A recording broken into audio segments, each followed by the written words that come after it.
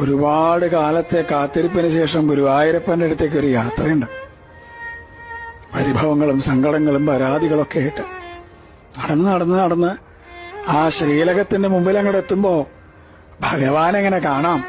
ശംഖും ചക്രവും ഗദയും പങ്കജവുമായിട്ട് ചക്രവർത്തി ഭാവത്തിലുള്ള ഭഗവാന്റെ രൂപം അതങ്ങോട്ട് കാണുമ്പോ കണ്ണ് നിറഞ്ഞൊഴുകും, തൊണ്ടയിടറും, എല്ലാം മറന്നുപോവും, പരിഭവങ്ങളും സങ്കടങ്ങളൊക്കെ. ഗുരുവായൂരപ്പാന്നൊരു വിളിയുണ്ട്.